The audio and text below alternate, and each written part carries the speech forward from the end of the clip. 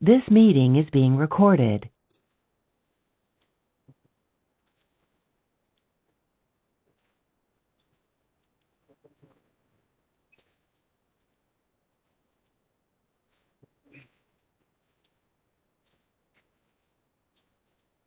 सलाम अलैकुम। आज का बाइबल पठन मरकुस अध्याय 3। सूखे हाथ वाले को चंगा करना।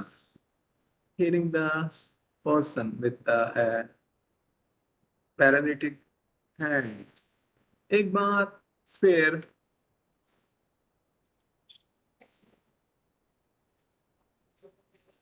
यीशु यहूदी प्रार्थनालय में गया।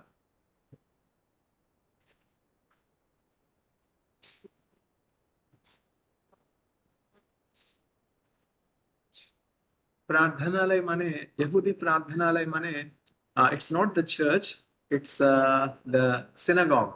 Now the Jewish people do not have any temple for worshipping Yahweh.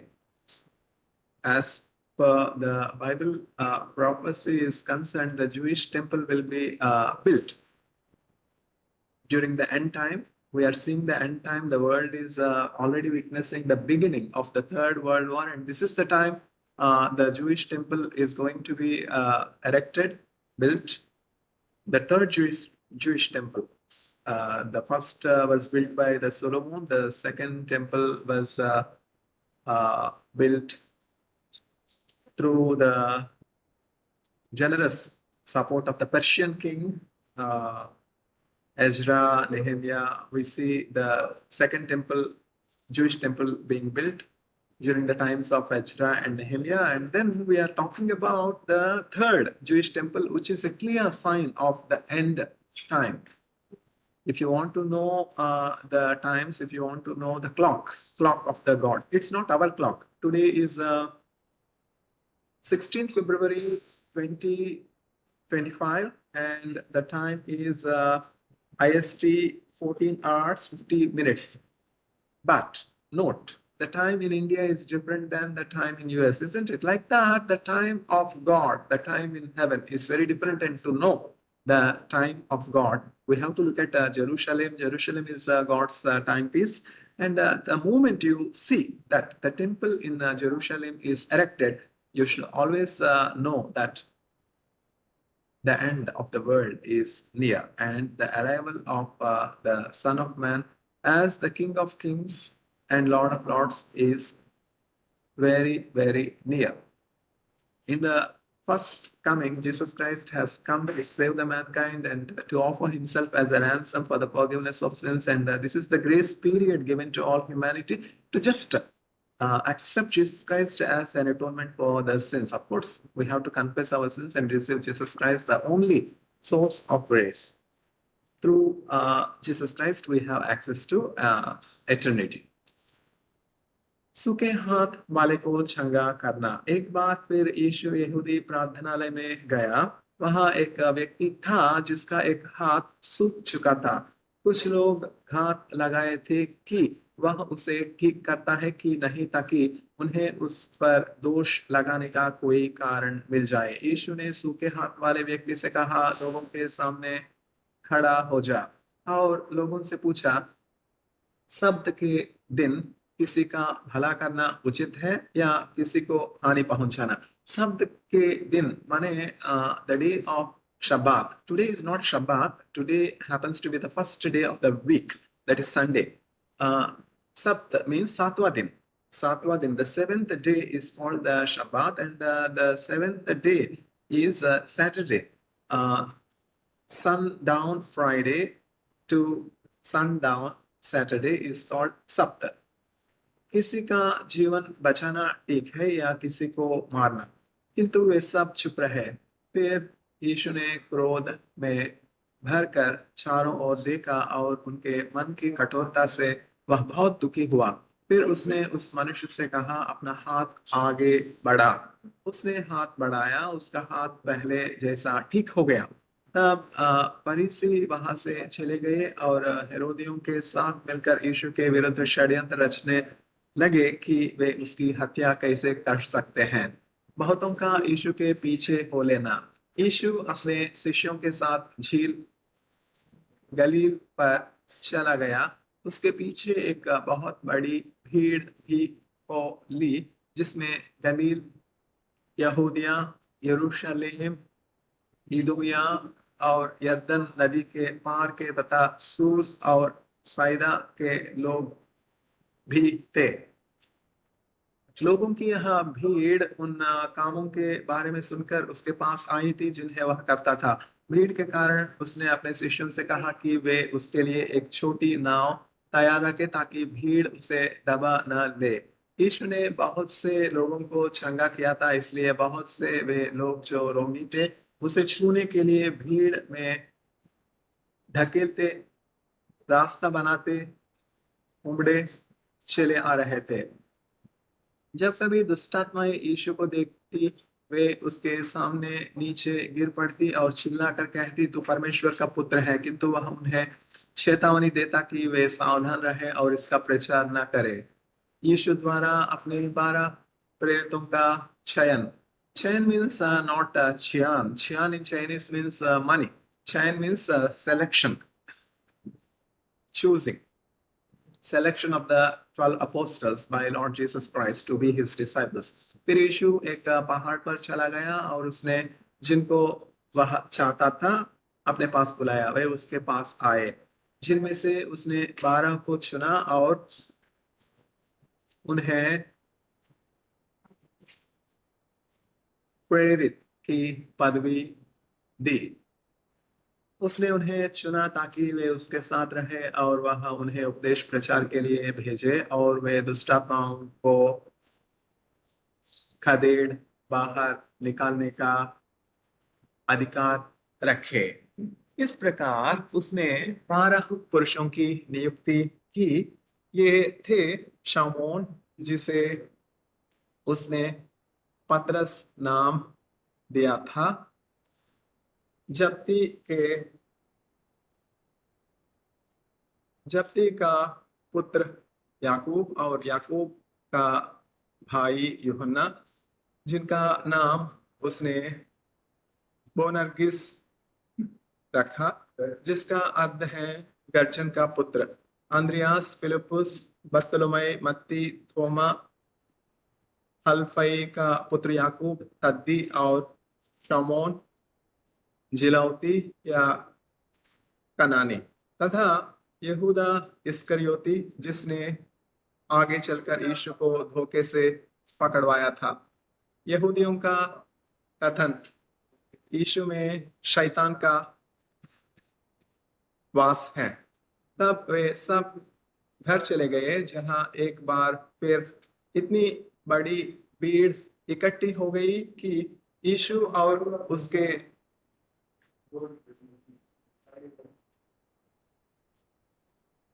शिष्य खाना तक नहीं खा सके। जब उसके परिवार के लोगों ने यह सुना तो वे उसे लेने चल दिए, क्योंकि लोग कह रहे थे कि उसका चित्त ठिकाने नहीं है।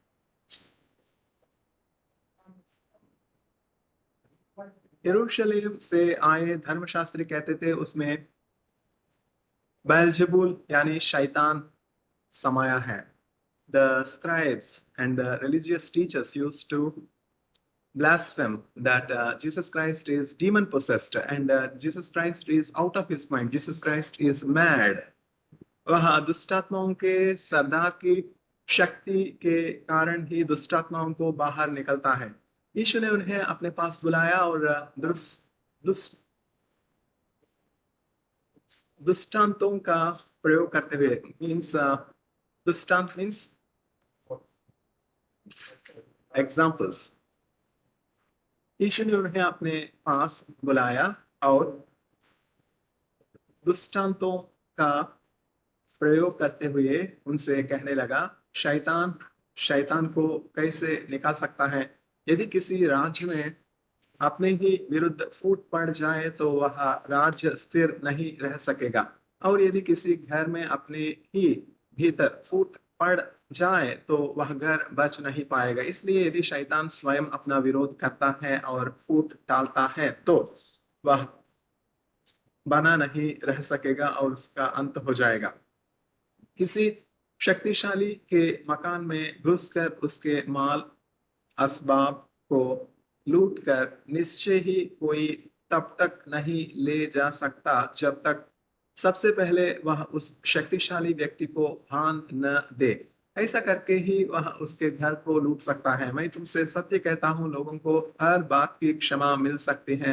उनके पाप और जो निंदा, बुरा भला कहना उन्होंने किया है, वे भी क्षमा किए जा सकते हैं। किंतु पवित्र आत्मा को जो कोई भी अपमानित करेगा उसे क्षमा कभी नहीं मिलेगी, वह अनंत पाप का भागी है।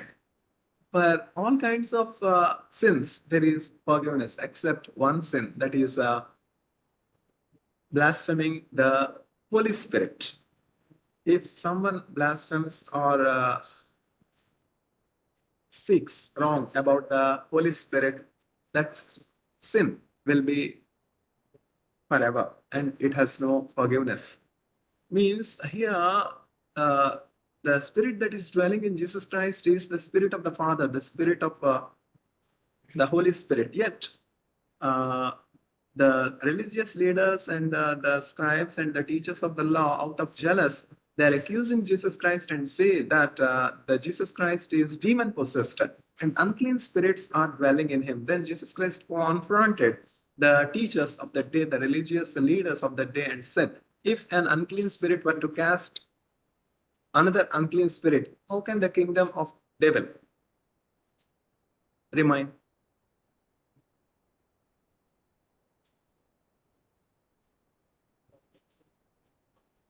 If I were to do these miracles by the finger of God, surely the kingdom of God has come to you. That's what Jesus Christ has told to the scribes and the religious teachers, that all that he has accomplished, whether healing the sick, casting out the demons, and healing the lepers, rising up the dead, all the miracles that Jesus Christ has done, because the spirit that is present in him is the spirit of God. He himself is God. Jesus Christ is the invisible image of the visible image of the invisible God. यीशु ने यह इसलिए कहा ताकि कुछ लोग कह रहे थे इसमें कोई दुष्ट आत्मा समाई है. This is the blasphemy. The spirit that is there in Jesus Christ is related to the Holy Spirit. Yet, Jesus Christ was accused as a demon possessed.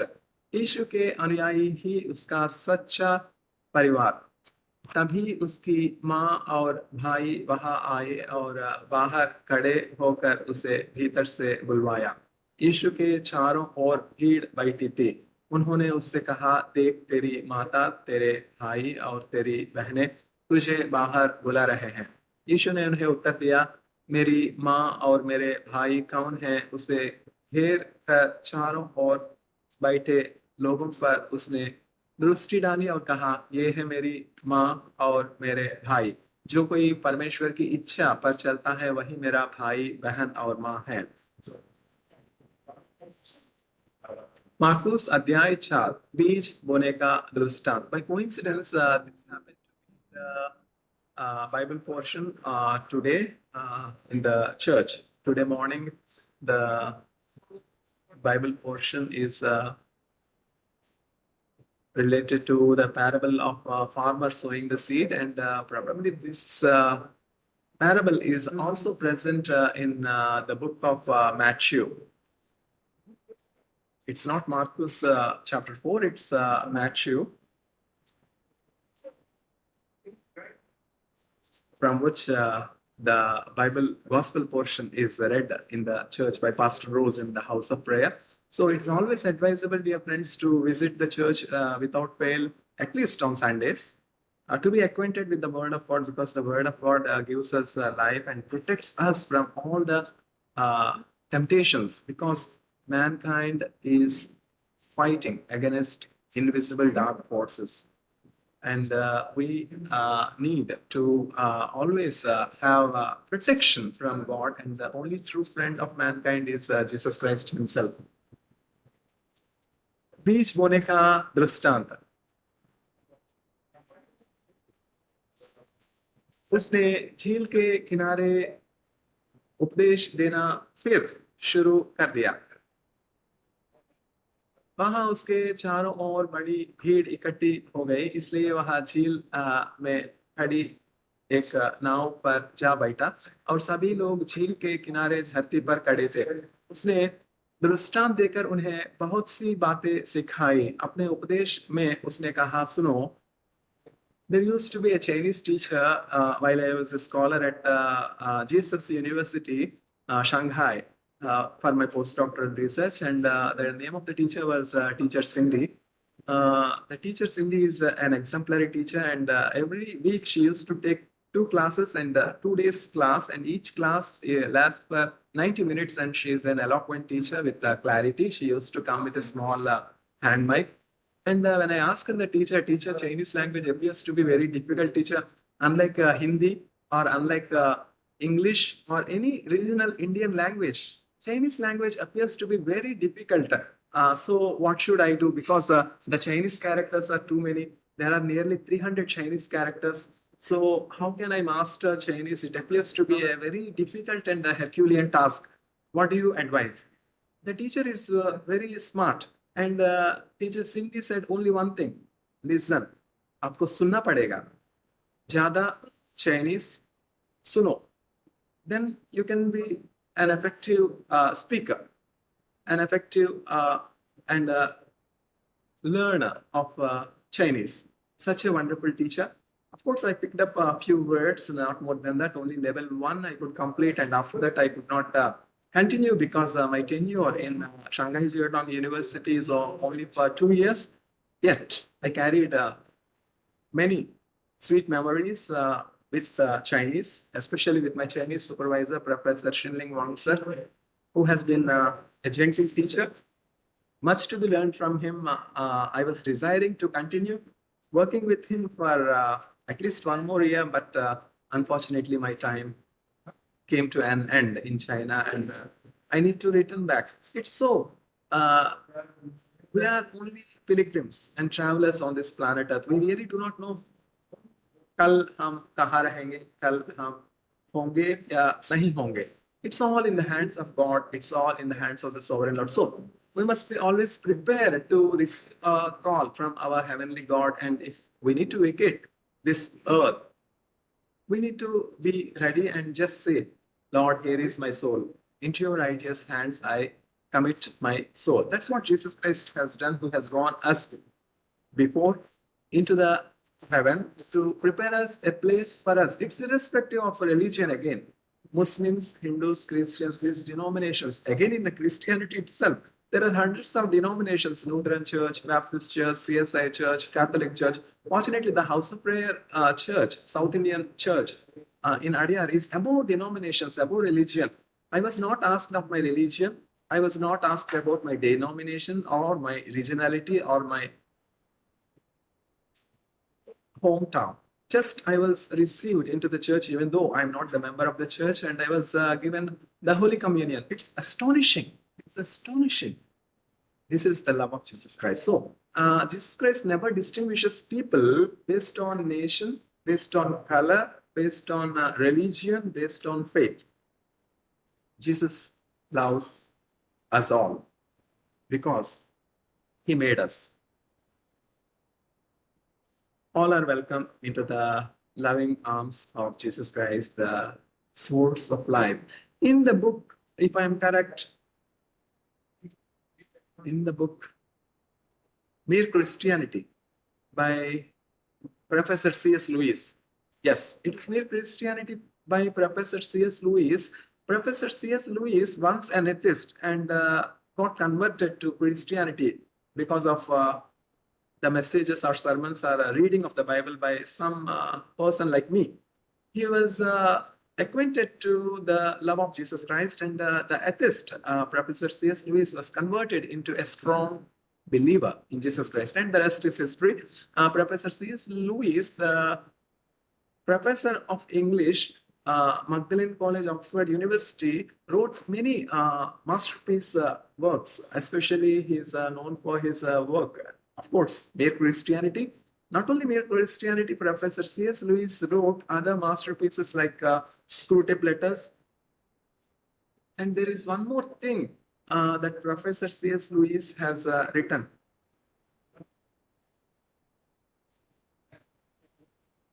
In that book, especially in Mere Christianity, Professor C.S. Lewis writes that a new form of life has come into existence onto the planet Earth in a land called Palestine 2000 years ago. And this new form of life is much superior to any of the biological forms of life that mankind has known. Any form of life that has existed so far on planet Earth, and this new form of life is Christ life. And all those that have this Christ life will live forever. They are for eternity. And this form of life is superior to any other forms of life. And all those that partake in Holy Communion will have Christ dwelling in them, and they will be the temple of God and doing the miracles as Jesus Christ has done. आगे बढ़ेंगे.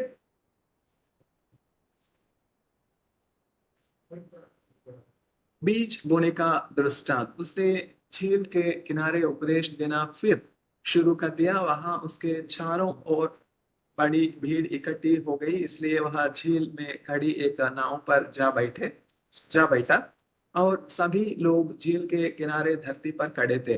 उसने दृष्टांत देकर उन्हें बहुत सी बातें सिखाई. अपने उपदेश में उसने कहा, सुनो. Yes, here we stop. The Chinese teacher Cindy advised me to just listen to more of a Chinese language so that I can speak with authority. Like Xinyan Paila, Happy New Year, like that. I could pick up some good words in China, and I'm thankful to my Chinese teacher.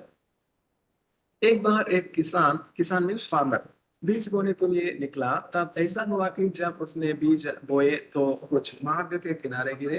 पक्षी आए और उन्हें चुग गए.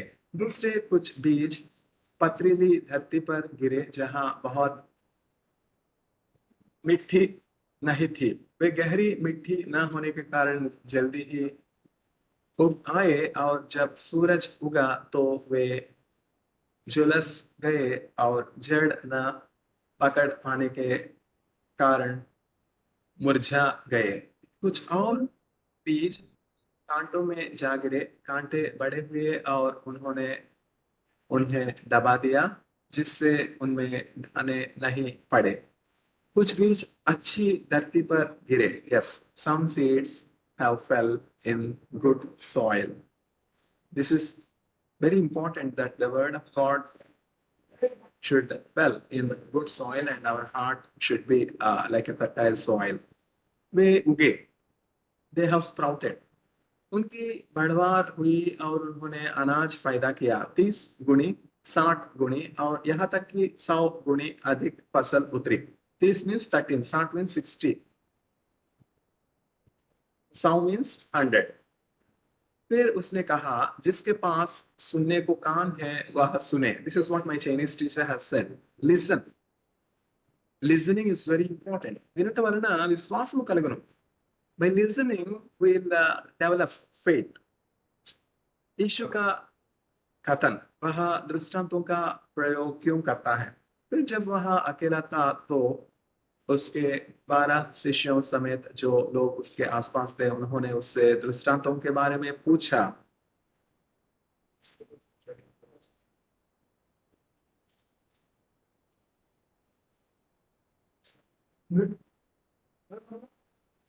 यीशु ने उन्हें बताया, तुम्हें तो परमेश्वर के राज्य का भेद दे दिया गया है, किंतु उनके लिए जो बाहर के हैं सब बातें दृष्टांतों में होती हैं. दृष्टांत मीन्स पैराबल, ताकि वे देखे और देखते ही रहे पर उन्हें कुछ सूझे नहीं, सुने और सुनते ही रहे पर कुछ समझे नहीं. ऐसा ना हो जाए कि वे फिरे और क्षमा किए जाए. एशिया अध्याय 6 पद 9 से 10 तक. बीज बोने के दृष्टांत की व्याख्या, the meaning of the parable of the sower of the seeds. उसने उनसे कहा, यदि तुम इस दृष्टांत को नहीं समझते तो किसी भी और दृष्टांत को कैसे समझोगे? किसान जो बोता है वह वचन है। कुछ लोग किनारे का वह मार्ग है जहाँ वचन बोया जाता है। जब वे वचन को सुनते हैं तो तत्काल शैतान आता है और शैतान, Satan. There is another book written by Edward McKenzie Bounds on Satan, his personality, power, and overthrow. This book is a must-read book. I advise the audience to please go through Satan, his personality, power, and overthrow. और जो वचन रूपी बीज उनमें बोया गया है, उसे उठा ले जाता है, और कुछ लोग ऐसे हैं जैसे पथरीली में बोया बीज। जब वे वचन को सुनते हैं तो उसे तुरंत आनंद के साथ अपना लेते हैं, किंतु उनके भीतर कोई जड़ नहीं होती, इसलिए वे कुछ ही समय ठहर पाते हैं, और बाद में जब वचन के कारण उन पर विपत्ति आती है और उन्हें यातनाएं दी जाती हैं तो वे तत्काल अपना विश्वास खो बैठते हैं। और दूसरे लोग ऐसे हैं जैसे कांटों में बोए गए बीज। ये वे हैं जो वचन को सुनते हैं, किंतु इस जीवन की चिंताएं, धन दौलत का लालच और दूसरी वस्तुओं को पाने की इच्छा उनमें आती है और वचन को दबा लेती है, जिससे उस पर फल नहीं लग पाता। और कुछ लोग उस बीज के समान है जो अच्छी धरती पर बोया गया है। We should be like this. The seed that is sown in good soil that gives 30 times 60, 30-fold, 60-fold and 100-fold fruit harvest. ये वे हैं जो वचन को सुनते हैं और ग्रहण करते हैं। इन पर फल लगता है, कहीं 30 गुना, कहीं 60 गुना, तो कहीं 100 गुने से भी अधिक। Very strange, more than 100%. But I think in the ancient text, it is written as 100 gune, 100 times. I don't remember that it's more than 100. By this, the world will know that you are my disciples by being fruitful. From this fruitfulness, the world will know that indeed we are the disciples of Jesus Christ. जो तुम्हारे पास है उसका उपयोग करो। Whatever is with you, please use that. फिर उसने उनसे कहा, क्या किसी दिए को कभी इसलिए लाया जाता है कि उसे किसी बर्तन के या बिस्तर के नीचे रख दिए जाए? क्या इसे दीवट के ऊपर रखने के लिए नहीं लाया जाता है? क्योंकि कुछ भी ऐसा गुप्त नहीं है जो प्रकट नहीं होगा, और कोई रहस्य ऐसा नहीं है जो प्रकाश में नहीं आएगा। यदि किसी के पास कान है तो वह सुने। फिर उसने उनसे कहा, जो कुछ तुम सुनते हो उस पर ध्यानपूर्वक विचार करो। जिस नाप से तुम दूसरों को नापते हो उसी नाप से तुम भी नापे जाओगे, बल्कि तुम्हारे लिए उसमें कुछ और भी जोड़ दिया जाएगा। जिसके पास है उसे और भी दिया जाएगा, और जिस किसी के पास नहीं है उसके पास जो कुछ है वह भी ले लिया जाएगा। बीज का दृष्टांत। फिर उसने कहा, परमेश्वर का राज ऐसा है जैसा कोई व्यक्ति खेत में बीज फैलाए, रात को सोए और दिन को जागे, और फिर बीज में अंकुर निकले, वे बड़े और पता ही न चले कि यह सब कैसे हो रहा है। धरती अपने आप अनाज उपजाती है। पहले अंकुर, अंकुर मीन्स स्प्राउटिंग, फर्स्ट स्प्रिंग, फिर बाल, और फिर बालों में भरपूर अनाज। जब अनाज पक जाता है तो वह तुरंत उसे हंसिए से काटता है, क्योंकि फसल काटने का समय आ जाता है।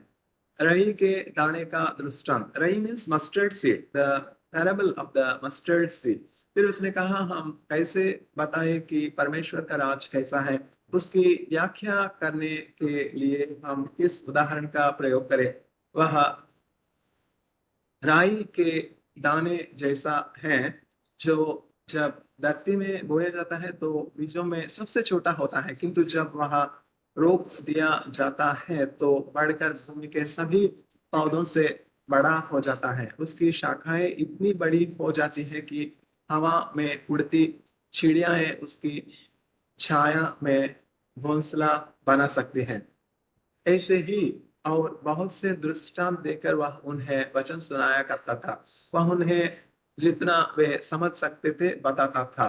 बिना किसी दृष्टांत का प्रयोग किए वह उनसे कुछ भी नहीं कहता था, किंतु जब अपने शिष्यों के साथ वह अकेला होता तो सब कुछ का अर्थ बता कर उन्हें समझाता।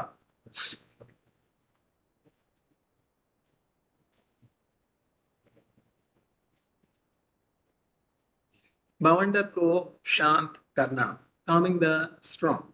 उस दिन जब शाम हुई, यीशु ने उनसे कहा, चलो उस पार चले। इसलिए वे भीड़ को छोड़कर जैसे वह था वैसे ही उसे नाव पर साथ ले चले। उसके साथ और भी नावें थी। एक तेज बवंडर एक तेज बवंडर उठा। लहरें नाव पर पछाड़े मार रही थी। नाव पानी से भर जाने को थी, किंतु यीशु नाव के पिछले भाग में तकिया लगाए सो रहा था। उन्होंने उसे जगाया और उससे कहा, हे गुरु, क्या तुझे ध्यान नहीं है कि हम डूब रहे हैं? Lord, are you not concern that we are sinking? Yeshu खड़ा हुआ। उसने हवा को डांटा और लहरों से कहा, शांत हो जाओ, थम जाओ। तभी बवंडर थम गया और चारों तरफ असीम शांति छा गई। All around there was peace established। फिर यीशु ने उनसे कहा, तुम डरते क्यों हो? क्या तुम्हें अब तक विश्वास नहीं है? किंतु वे बहुत डर गए थे। फिर उन्होंने आपस में एक दूसरे से कहा, आखिर यह कौन कि हवा और पानी भी इसकी आज्ञा मानते हैं? Who is he that the air and the water are obeying him? आज का बाइबल पठन यहाँ समाप्त है। वालेकुम अस्सलाम।